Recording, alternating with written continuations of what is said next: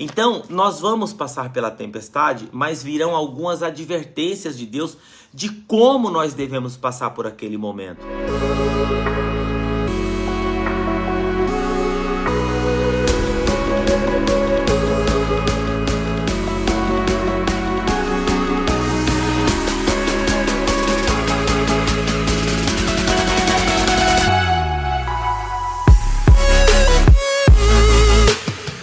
Bom dia, a graça e a paz do Senhor Jesus, para você que está ao vivo e para você que em algum momento verá esse devocional. Não deixe de curtir, compartilhar, se inscrever, tá joia? E não saia daí sem antes a gente orar. O meu tema hoje é tempestade, tempestade. Olha só que coisa maravilhosa.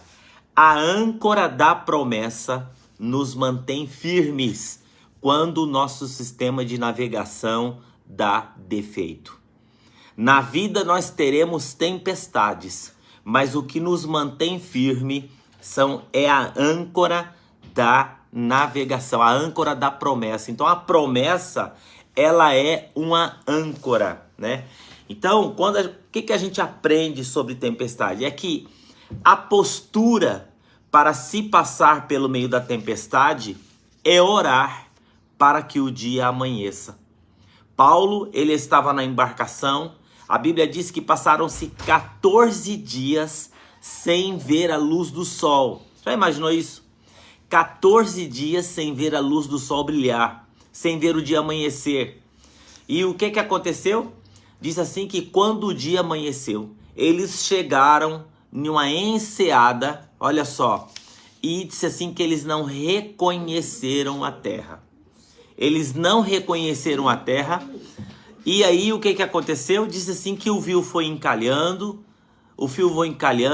e aí o que aconteceu? Eles decidiram então encalhar o navio nas rochas, para depois eles poderem descer. Disse assim que uns desceram em tábua, outros desceram em restos de navio que estava boiando e chegaram. Agora olha que interessante. Assim que a tempestade passa, disse assim que eles chegaram em um lugar que eles não conheciam absolutamente nada. As tempestades, quando passam na nossa vida, é possível que você não reconheça o lugar mais onde você está. Às vezes vem uns negócios na nossa vida assim, que na hora que você acaba de passar por aquilo, você fala assim, não estou conhecendo mais esse lugar, não estou conhecendo mais as pessoas, né? Então olha só, até mesmo você está diferente. Quando a tempestade passa, você não se reconhece mais, né? Então, o cenário muda, as pessoas mudam, e vou dizer uma coisa para você, nós também mudamos. Você não é mais a mesma pessoa. E aí é o interessante seguinte, agora olha que interessante aqui, ó, acredite, assim como Paulo, o dia irá amanhecer para você também, e o sol voltará a brilhar. Toda tempestade passa, e lembre-se, o propósito dele para você é que se agarre naquilo que ele prometeu. Você vencerá a sua crise, né? E aí eu quero olhar com você aqui uma coisa interessante, que eu fiz anotação aqui de algumas coisas importantes aí. Nessa fase de você estar na tempestade, de você passar pela tempestade, você chega em um determinado lugar, você não conhece mais ninguém, você não conhece mais os lugares onde você está e você também está mudado. Seguinte, na vida, nós podemos até escolher o nosso destino, o destino da nossa viagem, mas não a maneira como nós vamos chegar lá. Paulo, ele tinha um destino para ir, Paulo tinha um lugar para chegar, mas ele não podia escolher a maneira, ele tinha que ir de navio, não é assim? E o navio entrou numa tempestade. E aí é o seguinte, na tempestade, e quando Paulo entra no navio, Deus dá algumas advertências. Porque Paulo disse para o comandante do navio, Deus apareceu para mim em sonhos, um anjo do Deus a quem eu sirvo me apareceu para mim em sonhos e disse que nós vamos enfrentar tempestades. Jamais podemos tratar as advertências de Deus como um descrédito. Então, nós vamos passar pela tempestade, mas virão algumas advertências de Deus de como nós devemos passar por aquele momento. Quando nós passamos por momentos de crise, nós não podemos perder a dignidade, nós não podemos às vezes tentar cortar atalhos, né? Olha só que interessante aqui. Então, porque nós teremos ventos colaterais e os ventos colaterais podem trazer consequências. Você sabe o que são os ventos colaterais? São as consequências da nossa desobediência quando nós violamos princípios, quando nós estamos no meio da tempestade. O centro da crise não é o lugar para se entregar. O centro da crise é o lugar para a gente se posicionar.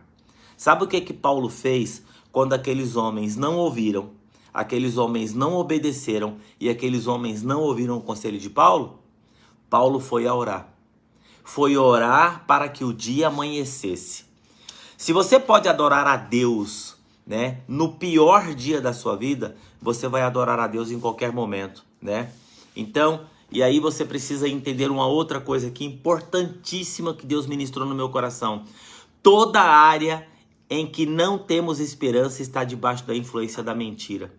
A promessa de Deus, ela está fundamentada sempre na verdade, né? Então, o otimismo bíblico, ele não está baseado somente nas circunstâncias, mas o otimismo bíblico, a esperança, ele está baseado na garantia. Que garantia? Está fundamentado não nas dúvidas, mas na certeza das promessas de Deus.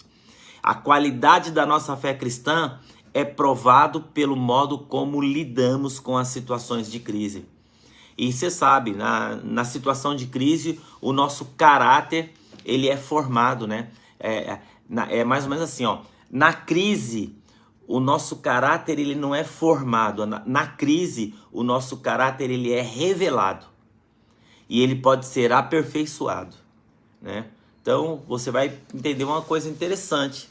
Por exemplo, você ouviu isso, né? Nossa, a pandemia destruiu muitos casamentos. A pandemia causou muitas confusões nas famílias. A pandemia trouxe muita contenda, muito conflito no meio dos lares, nos casamentos. Não, a pandemia não trouxe. A pandemia foi a crise. A pandemia revelou alguma coisa que estava ali oculto. Então a crise, ela revela quem somos. E com certeza, depois dessa pandemia, muitos casamentos mudaram, muitos empresários mudaram, o cenário mudou, as pessoas mudaram, tudo muda, né? A cena do nosso maior desapontamento será o lugar do nosso maior milagre, né? Então, eu quero que você entenda que na nossa jornada, na nossa vida, nós teremos as tempestades, mas elas podem nos ensinar e muito. E aí, a gente tem que pensar assim, sinceramente. Você tem feito algo, né, que o deixou à deriva? Alguma desobediência, alguma recomendação que Deus nos dá, que a gente vai deixando para lá, né? Tem adiado decisões que precisam ser tomadas, né? Ou procrastinado tarefas que precisam ser cumpridas, né? Às vezes a gente tem algumas decisões, algumas posturas para tomarmos no meio da tempestade, mas a gente fica empurrando com a barriga, né? Quais as decisões que você vai tomar no meio da tempestade? Ou se está faltando posicionamento em meio à crise? Então, lembre-se, o dia vai amanhecer e nós precisamos tomar cuidado com os efeitos colaterais. Quantas decisões erradas eu já tomei no meio de crises por precipitação, ansiedade? O que acontece? Os efeitos colaterais, eles são terríveis. Então, que o Senhor possa nos ajudar, que nós podemos nos posicionar, que nós possamos ouvir os conselhos do Senhor, né? Para que nós possamos chegar onde... E quando chegar, lembre-se, pessoas diferentes, lugar diferente, né? Nós estamos diferentes e aí Deus nos projeta para uma nova caminhada, para coisas novas que nós não esperamos e que Ele pode transformar. Quando Paulo sai dessa tempestade, ele chega numa ilha e ele faz milagres ali extraordinários. Ele comparece diante do tribunal e Deus ele dá um novo caminho para Paulo extraordinário. Eu quero orar com você em nome de Jesus. Pai querido e amado, quero colocar diante da Tua presença, Senhor, em nome de Jesus, as nossas vidas. Eu oro, Senhor, para que assim como esse texto falou no meu coração, que possa falar no coração dos Teus filhos essa manhã também.